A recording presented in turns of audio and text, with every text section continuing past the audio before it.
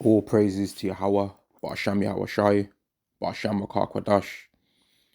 Double honors to the apostles and the elders of Great Millstone, who were my teachers, as well as several other Israelites also from Great Millstone as well, man.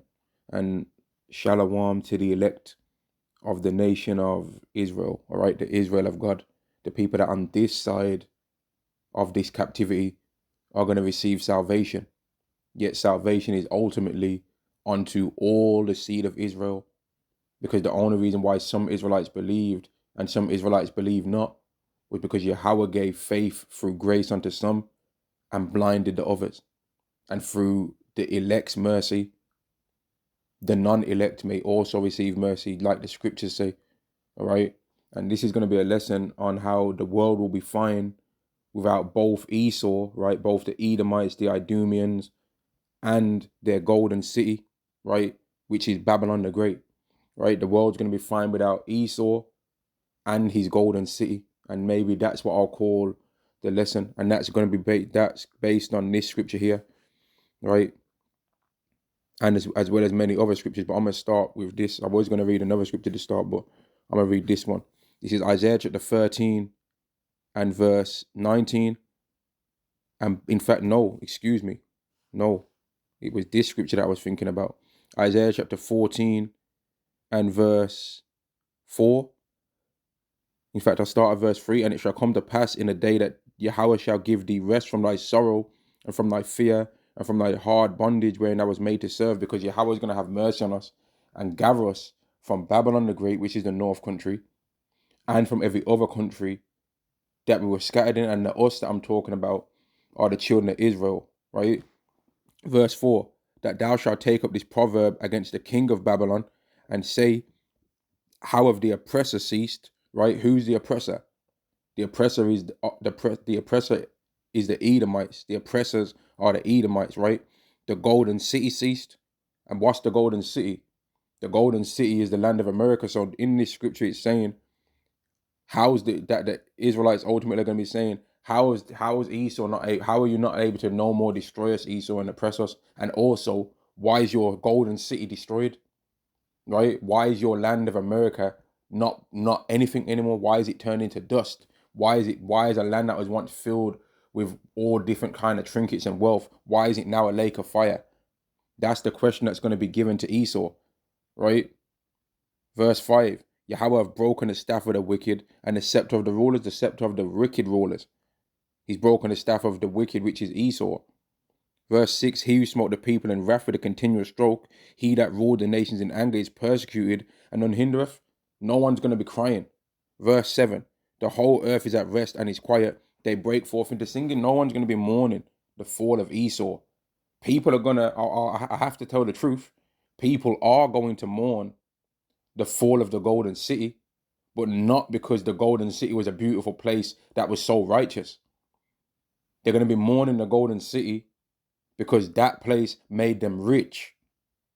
Not because, oh man, the people were so righteous there. They were just so beautiful and nice people. They were so kind-hearted. They never harmed no one. They never did nothing to nobody. They was teaching us and guiding our paths and making the narrow ways wide for us to live life beautifully.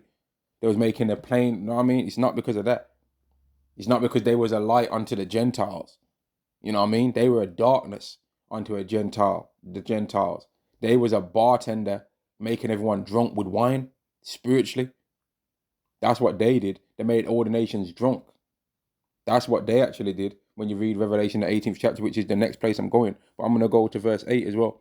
Yea, the fair trees rejoice at thee, and the cedars of Lebanon, saying, since thou art laid down, no fellow has come up against us. And Esau loves chopping down the trees, man.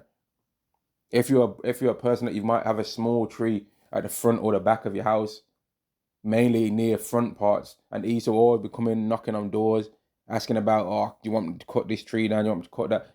Every time Esau be cutting down trees. If you walk around your local area, you'll see Esau cutting down all kind of trees, man. He loves it. He loves destroying, man. You just leave the tree up, man. But Esau loves doing that. Even the trees are gonna celebrate at this man's fall. Right? Now onto the golden city, which is Babylon the Great. The world's gonna be fine with, like, America thinks that the world would be like so dwelling in darkness without it existing, just like Esau thinks, and it's fitting because Esau runs Babylon the Great, right? America is Babylon the Great. People are out there that they want to say no, it's not. Well, when it gets turned into a lake of fire, will you be able to deny it then? You can deny it now, but when it gets turned into a lake of fire, what are you going to say then? When the country that exists does no longer exist anymore, Esau ain't going to be able to ever go back and try and look at that country and be like, see, this is how we used to have it. They ain't going to be able to look back and be like, oh yeah, there's not going to be no remnant of his glory. It's going to be gone. And you know what? Before I go to Revelation 18, let me go Isaiah 13, since I said that point there. Right? Isaiah chapter 13 and verse 19, which is also on the list of scriptures that I've got that you can't see. But that point that I said made me think about it sooner. Isaiah chapter 13 and verse 19. And Babylon, right? Babylon the Great, this is talking about the glory of kingdoms, because there's no place on earth that's got more glory on the earth than America right now. America is the place that's telling everyone else what to do, that's making everyone else think that this is the way you're supposed to live. But the way that they're actually telling people is making them mad, because they've realized, okay, we've got wealth from following these ways, but look at the moral code of our people, the ways that we knew, our culture and our heritage, right, is gone. It's gone. The beauty of the Chaldees' excellency. Now, in this case, the Chaldees that he's talking about are the Edomites, right? Shall be as when God overthrew Sodom and Gomorrah. It shall never be inhabited, neither shall it be dwelt in from generation to generation. Neither shall the Arabian pitch tent there, neither shall the shepherds make their fold there. But wild beasts of the desert shall lie there, and their houses shall be full of doleful creatures. And owls shall dwell there, and satyrs shall dance there. And the wild beasts of the islands shall cry in their desolate houses, and dragons in their pleasant places. And in her time, and her time is near to come, and the day shall not be prolonged. So they ain't no one gonna made to stop it. If America's not Babylon the Great, then all the things that I'm saying in this video are not gonna happen, ain't they? So you ain't got nothing to worry about. But it is Babylon the Great though. It is. Now let me go to Revelation 18, because America is a proud country, just like how Esau's proud. And America is like a perfect show of the mentality and the mindset of Esau. And through that country, he has been able to show and try and make the world in his image. And when 2025 comes, they're going to show what they think the world's supposed to be like even more. If you think it's bad now, it's going to get even worse. If you think that you lack control and you don't have freedom to do this and do that, it's going to get even worse in 2025. And the root of what's going to cause it to become worse is that country, America, which is Babylon the Great. Revelation chapter 18 and verse 2, and he cried mightily with a strong voice, saying, Babylon the Great is fallen, and is become the habitation of devils, and the hold of every foul spirit, and the cage of every unclean and hateful bird. And that's what the future beholds for that place. That's not talking about that the people are like that now, which I guess they could be compared to that, but it's not talking about people. It's talking about animals, right? That place is that's the end result of America. All the old 1770 this and all that, all the, constitution and all this stuff, all the, we're going to take down these Israelites and make them do captives. We're going to steal the land. The end result is that the place ends up being destroyed. Just like how the end result of Esau's whole thing, what he did on the earth in the first place anyway, is that not the same thing? Obadiah chapter 1. Verse 18. So it's fitting. The place that Esau thought in his mind was the perfect way, and what he thinks is the right way to live is going to be nothing. Just like how he's going to be that. Whereas the place that the Israelites are destined to receive, the land of Israel, that's going to become like the Garden of Eden, like the scriptures say in Ezekiel 36th chapter. And not only that, but the nation themselves are going to be immortal. Just like that land is going to be dwelt in from generation to generation. The land that the Israelites are going to show what we think is what Yahweh gave us to show that what we think is the right way to live, that land's going to be there forever. But the land of Esau, which is America, the land that he's now took, that's not going to be found forever. That's going to be destroyed, just like he's going to be. Verse 3, for all nations have drunk of the wine of the wrath of her fornication, and the kings of the earth have committed fornication with her, and the merchants of the earth are waxed rich through the abundance of her delicacy. So through that place, people was able to get riches. Just like how through people dealing with Esau, since it's his kingdom now, people have been able to get rich. But do people really actually like Esau? No, they don't. Right? Is Esau actually a person that people actually really like? Are you actually really likable? No, you're not. Just like how America as a place is not a likable place, but it's a place that you can get rich from. Right? People might own, there's several people around here in this world that they own companies, even not in America, and they might have Edomite customers, right? And the Edomite customers might be straight trash. They're disrespectful. They're running their mouth. They're overly expecting too much. They expect you to move the moon and the stars to get to whenever you're serving them. And people deal with it because they're like, well, that's a big customer. They're bringing in a lot of money. That's how people look at America in general. Okay, they're straight trash. They're pieces of garbage. They're so proud. They think that the whole world's got to move mountains for them. But we can make money from them though. So if we can just focus on the money part, then America's okay. But when we start thinking about their actual moral code, then we're angry. We're vexed with them. We're angry with how they do things and how they operate. And if it was possible, we'd rather them not exist. And that's what's going to actually take place. People are going to be like, you know what? I would actually rather America, that country, to not exist because that place is the root of all the problems on the earth. Yet they wanted to try and make out like it was somebody else that was the root of all the problems on the earth. Just like how Esau has tried to make out like we, the Israelites, are the root of all the problems on the earth. But actually, he's the root of all the problems on the earth. Now, for those of you that know the scriptures, you will know, and or now that I'm saying it, you'll remember a story in the Bible where a particular Edomite did exactly the same thing. Haman. He said in his mind, because we didn't want to bow down to him, that the Israelites are the worst thing going on the earth. And let me get it. I should have it highlighted in this, but maybe it's my Bible that I've got it highlighted in. Okay, I've got some of it highlighted and I'm gonna read it. Esther chapter 3 and verse 8. And Haman said, and this was not on the list, by the way. Haman chapter 3 and verse 8. And Haman said unto King Ahasuerus, there is a certain people scattered abroad and dispersed among the people in all the provinces of thy kingdom, and their laws are diverse from all people, neither keep they the king's laws. Therefore it is not for the king's profit to suffer them. If it please the king, let it be written that they may be destroyed, and I will pay 10,000 talents of silver to the hands of those that have the charge of the business to bring it into the king's treasuries. Now, I want to just quickly go to and type in law here, and I believe it says in the book of Esther that the laws that it ends up going into how the heathen ended up realizing that, man, Haman was saying that the Israelites are so wicked, but actually their ways and their laws are actually beautiful, right? And that's what people are going to realize about Esau. He was saying all this about us, right? But what was he doing? He said all this about the so-called black man, Latino man, and Native American man, but now that we're actually looking at him and seeing what he's doing, he's way worse than them. They're going to realize he's way worse. And it's going to begin with them looking at America, at what America's doing. They're going to realize the hypocrisy based on America. And the reason what's going to cause them to start looking at America is because they're going to see and how America's doing things in regards to that country, that the land of Israel right now. That all their hypocrisy, man. Let me see if I can find this. Let me see. Salakia. Let me see if I can find that.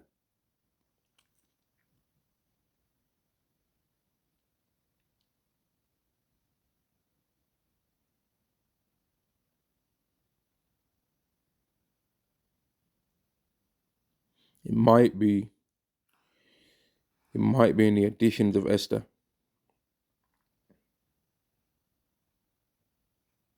Might be.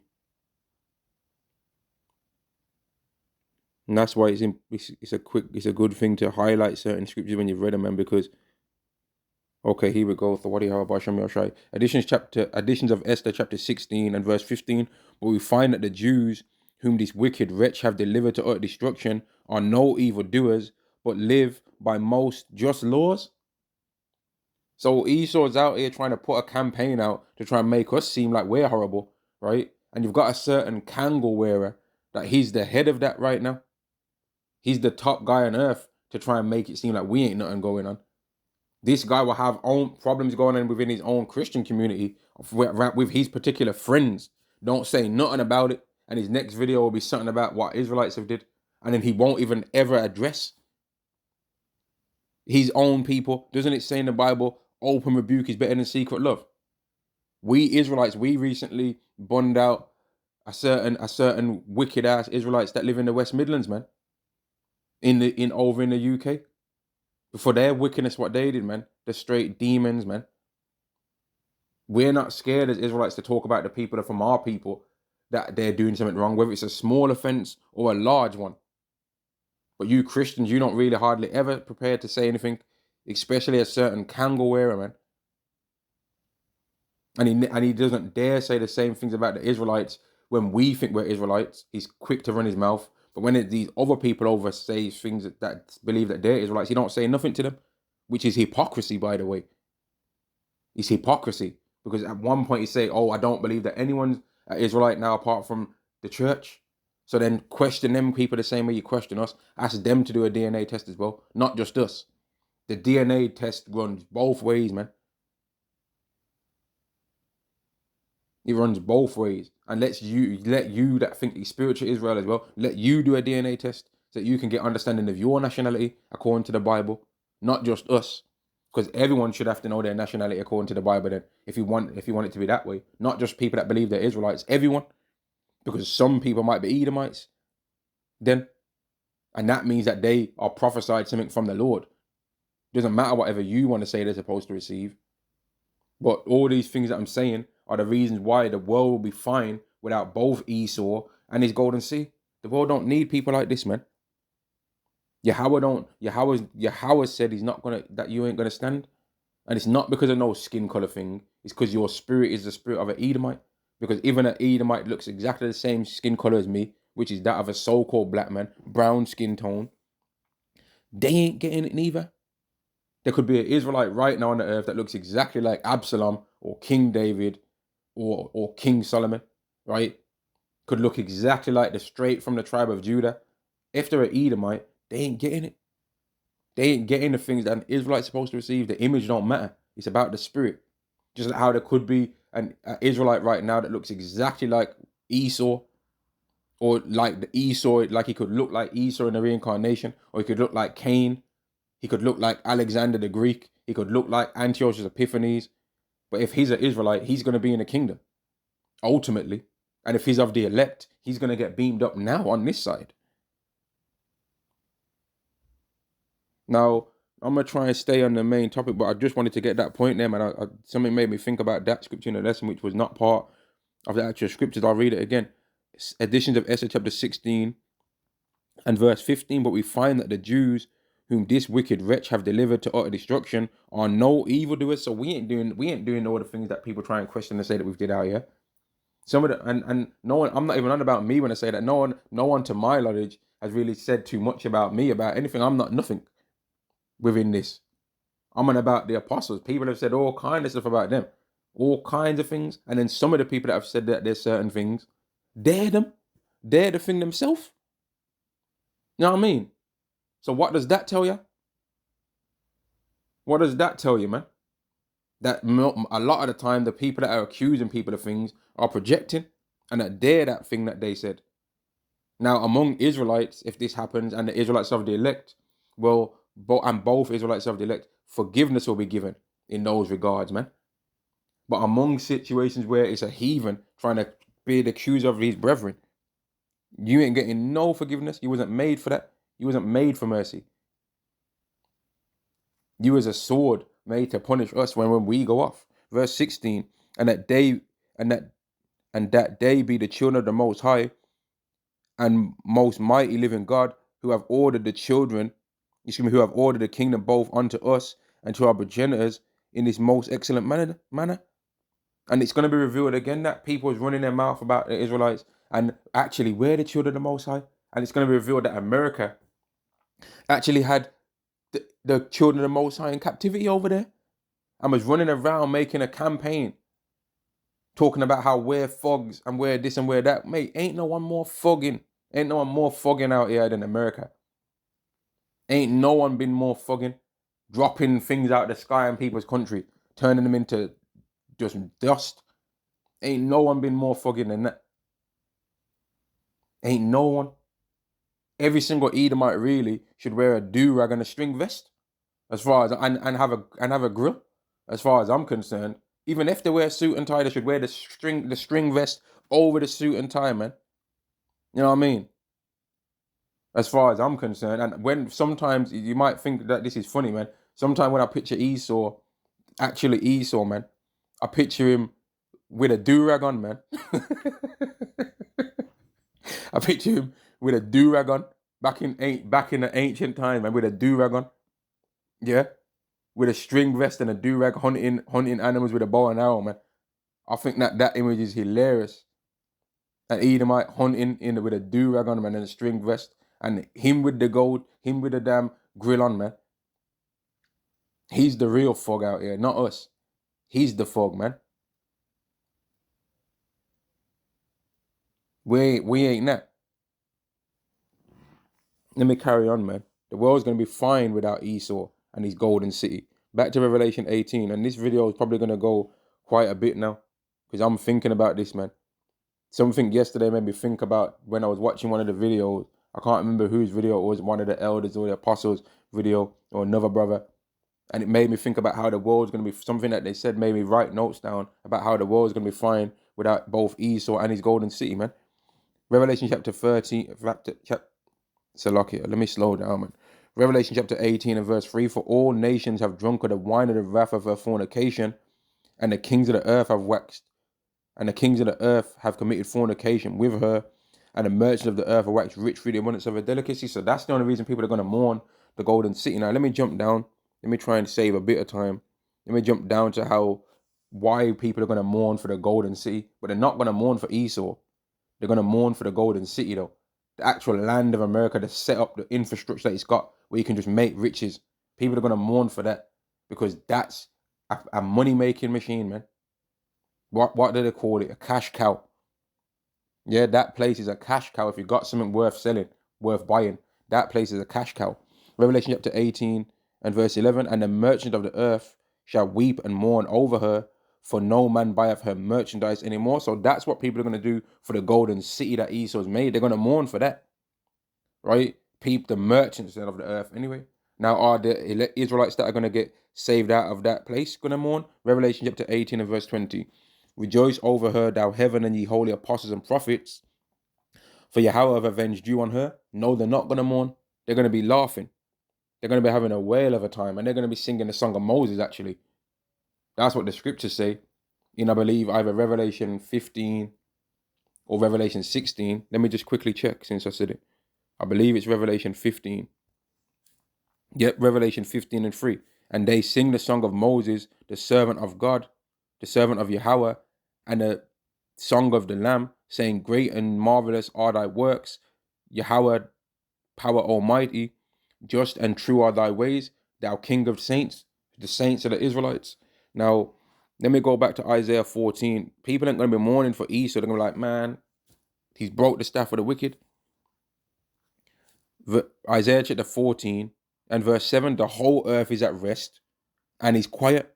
They break forth into singing. They ain't going to be mourning. They're like, oh man, my brother Esau. Nah, they ain't going to be like, nah, if Esau can't be in the kingdom, I'm not going. The heathen ain't going to be like, nah, man, nah. Esau, like, you know what I mean? Esau needs to be enjoying this beautiful kingdom as well. They ain't going to be saying that. They're not going to be saying that.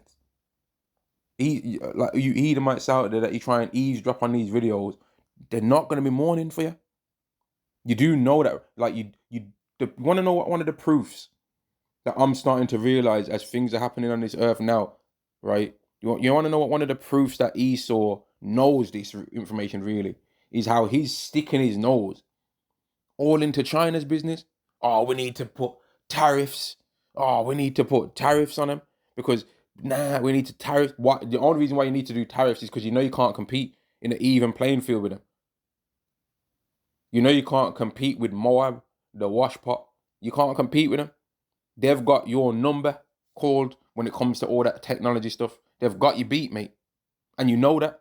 And that's also one of the reasons why, as much as Esau complains, as much as Esau, right, as much as America in particular, one of them, likes to complain about melting pots and how immigrants and all this, there's people coming over, millions of people are coming over, millions, I'm sure you know this. As much as he likes to mourn about that immigrant this, immigrant that, yeah. They're the main, when you look up where the main melting pot countries are in this world, they're Edomite countries. So as much as Esau likes to complain about melting pots and all that, he's the one that gathers and heaps unto himself all people anyway. So what are you talking about, man? Habakkuk chapter 2 and verse 5, yea, also because he transgresseth by wine, he goes around telling people this is the right way, when he really knows, no, this is actually the way to destroy you. He is a proud man. He's proud, man. America as a country is proud. And Edomites as people are proud. There's a proud man. He's a proud man, neither keepeth at home. As much as he tells people don't immigrate yourself and go to other people's countries, does he take his own advice? Or is he the most well-traveled people on the earth right now? To where he'll do a documentary on a group of people that you didn't even know exist, all up in their business, giving them laptops to do a madness, and then destroy themselves with his wine, man. He's the main person going everywhere on the earth, but he's the main person telling people, don't come to where I'm coming. Don't come to where I came don't come to my country without permission. But he goes to everyone's country without permission though, don't he? Because he's a proud man. Neither keeps his keeper at home. There's a certain thing that Benjamin says, right? Right? Dark your arse in your yard, man. Yeah? Esau cannot dark his arse in his yard. Meaning you can't stay at home sometimes, man. It's rough out there. It's a madness going on out there. Stay the hell home, man. Esau don't do that. He's all up in people's business telling them, do this, do that. But he don't want to be told, you stop doing this in your country. We think it would be better for you. He don't want to hear that. He's the deaf adder that stops his ear, man. And that's why the world will be fine without them and their golden city. It's going to be all right, man. People are going to realize it's going to be fine without the golden city, which is America, and without the wicked people that ran it, which are the Edomites. Yea, also because he transgresseth by wine, he is a proud man, neither keepeth at home, who enlargeth his desire as hell, and is as deaf, and cannot be satisfied. They can't be satisfied. Ain't they got enough already now? Nah, they ain't. Now they got to make everything digital with the currencies. And then they got to follow and monitor every single person, anything that they buy. Oh, he bought this. Oh, he bought a screwdriver. I wonder what he's buying that for. Ooh. Oh, he bought a hammer. Ooh, I wonder why. Oh, he bought a book. Oh, he's reading again. Oh, he bought a carpet. Ooh, why? Oh, he bought some grapes. Ooh, he likes grapes, don't he? Oh, he bought some chocolate. And then they're not only that, they want to know the type. Oh, he bought dark chocolate. Then they want to know the percentage. Oh, he bought 90%. Oh, I thought he would have been a 60 or 50% type of person. You want to just know everything. Oh, he breathe in around the morning. He does about, his heart rate's about 85 beats. But then when it comes to nighttime, he's around more 55. Oh, so he changes from tachycardia to brachycardia throughout the day. Woo! It's fascinating, this individual. They just want to know all up in our business, man. All up in our business, everything, man. Cannot be satisfied, man. But gathereth unto himself all nations, and heapeth unto himself all people. They're the ones making melting pots. And then they complain about it as well, when they realize that the other nations start getting better than them in their land. Oh, now they got to now leave now. Well, now this is their home, and you brought them over here, so you're going to have to deal with it, man. When are you going to leave America? But since you won't leave America, you know what Yahweh's going to do? Take the Israelites out of there that he said is going to receive mercy, and he's just going to destroy the whole country. And he's going to use your former allies to do it, which leads me to a next part in the Bible now then, which also isn't on the list. Revelation chapter 17 and verse 16, and the 10 horns which thou sawest upon the beast, these shall hate the whore, which that's talking about America, and shall make her desolate and naked, and shall eat her flesh and burn her with fire. Ultimately, they're going to destroy it. Esau's former allies of the NATO countries in particular, they're going to just say, you know what, man? This place is causing us too much distress. We may as well, and we know they ain't going to back down if we try and say peacefully, respectfully, yeah. We'd rather agree to disagree. They know that America ain't going out like that. Because this is going to be fellow Edomites that run the other countries from the Ten Horns. And they know what they're like. But Esau, the American Edomite is even worse than that.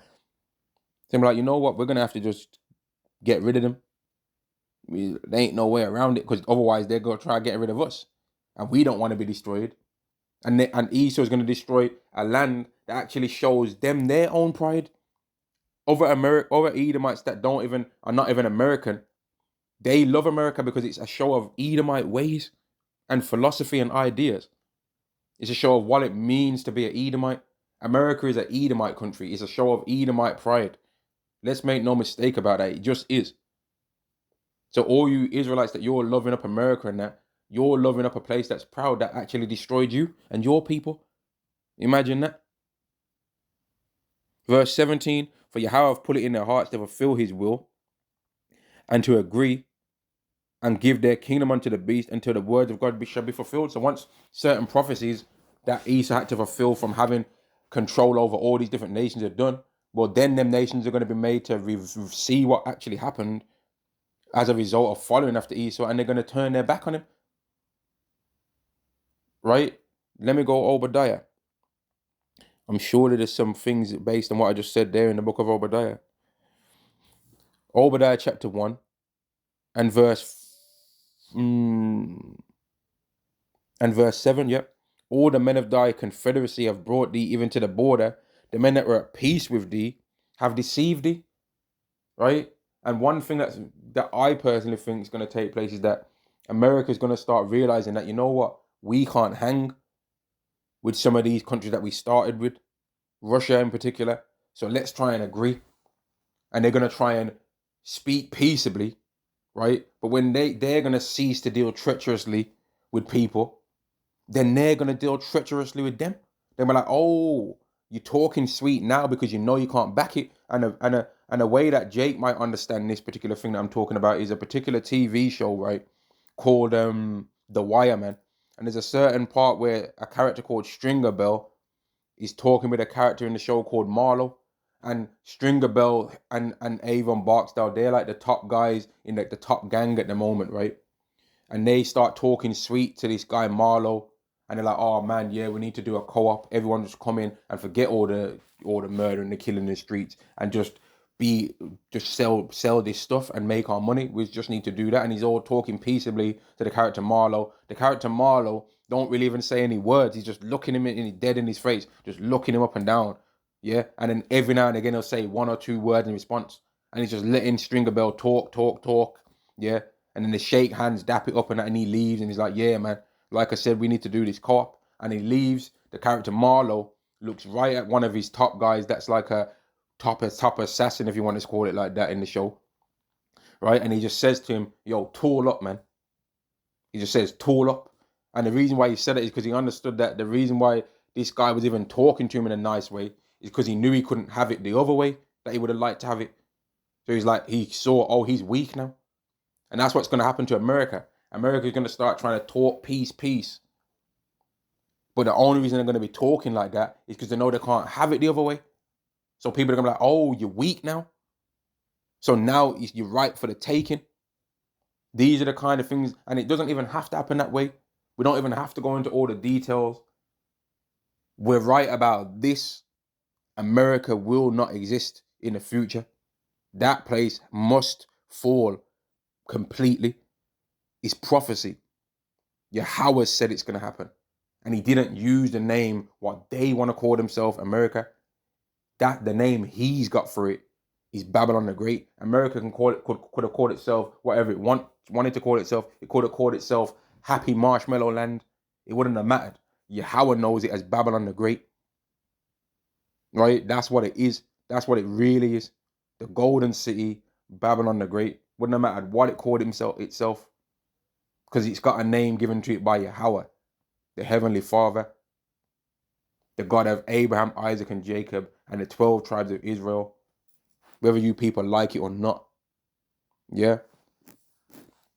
And then, since I'm in Obadiah, let's get Obadiah chapter 18. Obadiah chapter 1 and verse 18. The house of Jacob shall be a fire, and the house of Joseph a flame, and the house of Esau a stubble, and they shall kindle in them and devour them, and there shall not be any remaining of the house of Esau, for Yahweh has spoken it. So the destiny of Esau is to be destroyed. Now, are people going to mourn that? Are people going to be crying and bawling about that taking place? No, they're not, man. No, they're not. Right? People are going to actually accept it and be like, yeah, it is what it is, bruh.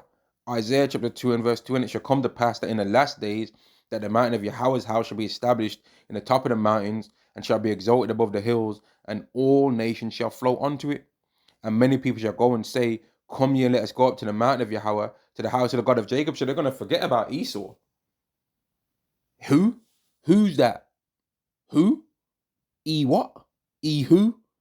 They're going to forget. You're going to be forgotten. As much as your pride has made you think that, man, that she need, like that, even men get pride like that in the world sometimes, man.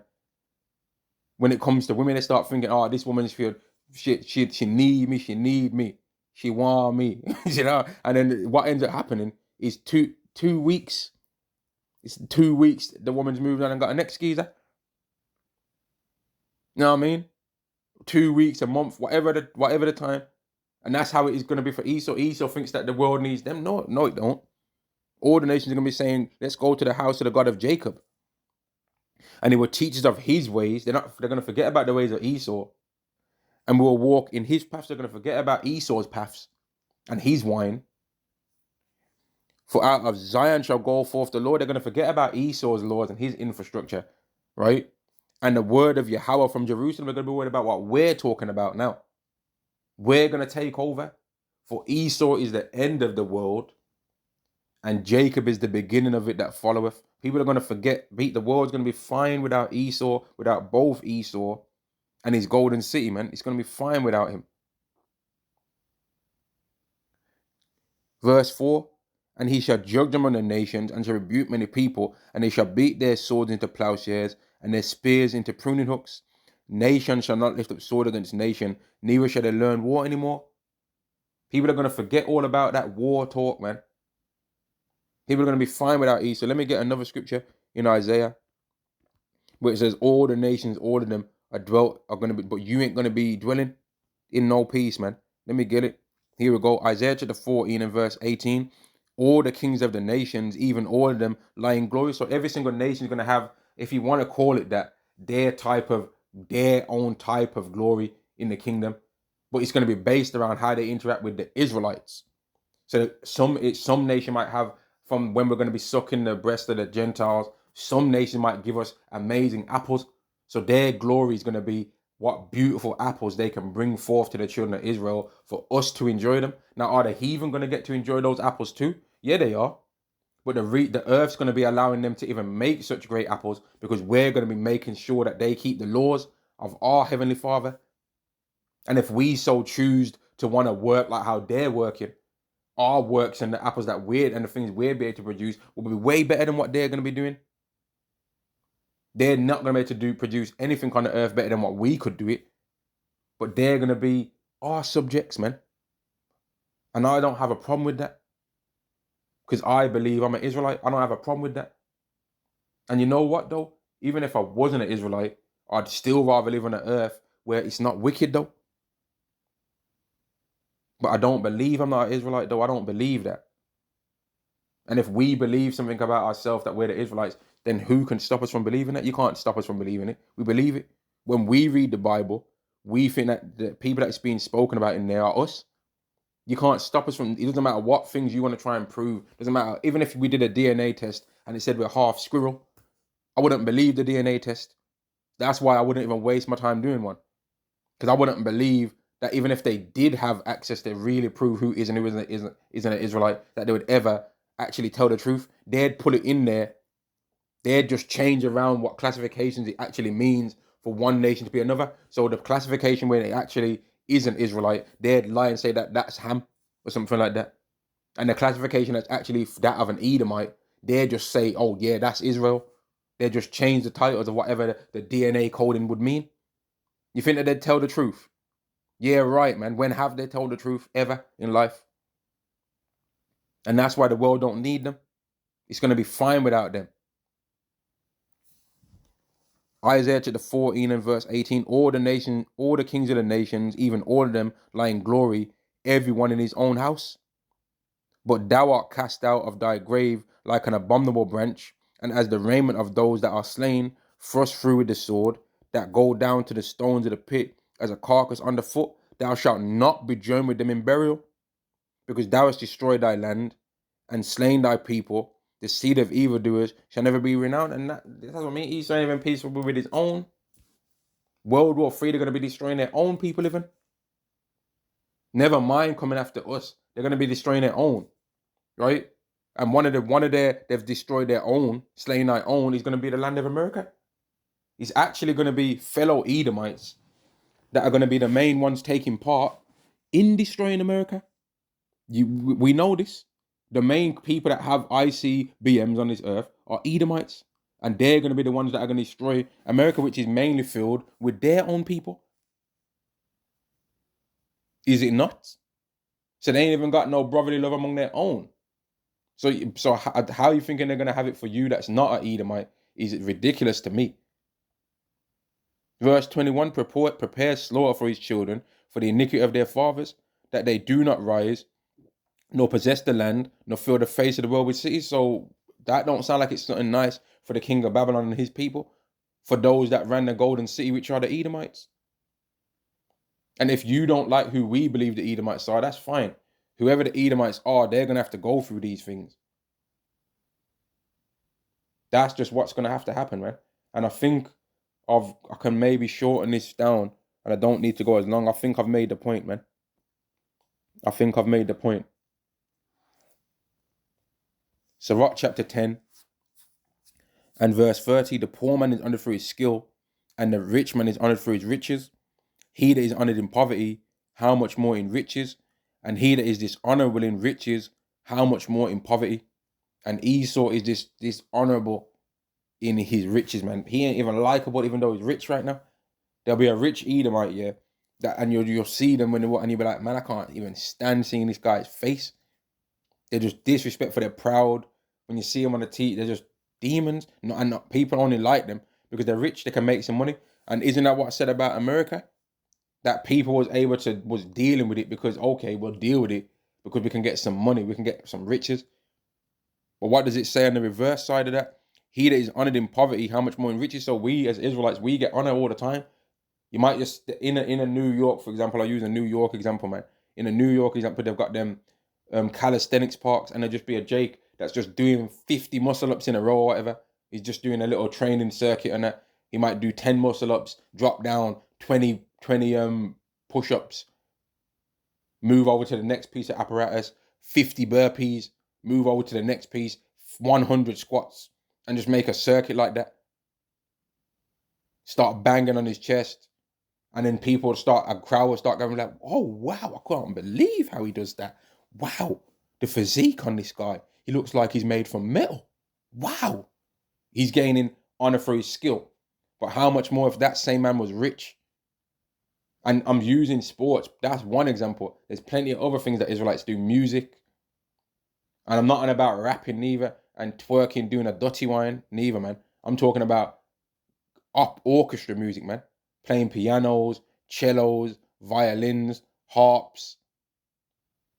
They receive glory and honor for these things, man. So how much more when we're rich are we going to receive honor and glory for the things that we do and for our wisdom? But Esau, on the other hand, and he that is dishonorable in riches, right? How much more in poverty? Esau ain't likable now. Even when you can make it 1 million and 2 million, 1 billion, if you got the right idea and the right thing that he wants to buy, he ain't even still likable now. So how much more when you can't go to him to make riches? What will you want to go to him for then? Nothing. You won't even want to hear his voice. You won't even want to see him. He ain't even likable now. And that's one of the main reasons, in my opinion, that Esau loves these melting pot countries and places so that he can watch what everyone else is doing. Because right now that he's not been able to watch China and been able to stop them and been able to just go over there and bully them with the sword like he usually does, because they've got their own sword, right? And on top of that, they've got another Edomite country that's also got a sword that's saying, you better not even think about it, mates. Right? Now Esau's having to try and compete on an even playing field, and he still can't. And so that he has to come with that tariff business. Oh, they can make way better electric cars than us, and cars and just tariff it off. Okay, their car's 30,000. Well, not when it comes over here. It's not 400% tariff on that. Now it's equal to the price that of the one I sell. So they may as well, or a little bit more expensive, in fact. Now they may as well just buy it from me, even though it's going to be worse. You know what I mean? That's how Esau does. And imagine just the same way how he can't compete with Moab. Imagine if we would have had our land and we would have never been taken down because Yahweh put us under curses. Imagine where we'd be right now if none of these countries would have been able to just come over in the lands that we possessed and be able to say, you know what, we're putting these people in captivity and we're going to steal their land and steal all the resources out of it. Imagine where we'd be. Imagine what kind of cars and vehicles we'd be making, man. We'd have damn near, if it would have been possible for any nation to make a UFO, it would have been us. We would have made a whole nother type of flying thing that don't even exist right now. And the proof of that's going to be in the kingdom. Watch the things we're going to make in the kingdom, man. Every single Israelite's going to have architecture skills, engineering skills, music skills, art skills, all kind of things, man. You people, and this is the reason why you people in the world, you're so desperate to try and keep us down, man, and you can't keep us down. What shall we say then to these things? If Yahweh be for us, who can be against us, man? You're not going to be able to do nothing. You're not going to be able to, and I'm going to finish the way I started this video, man. The world will be fine without both Esau and his golden city, man. All praises to Yahweh Ba'Shem Yahweh Shai, Ba'Shem Rakar Kwadash. Double honors to the apostles and the elders of Great Millstone, and Shalom to the elect of the nation of Israel, the Israel of Yahweh Ba'Shem Yahweh Shai. Shalom.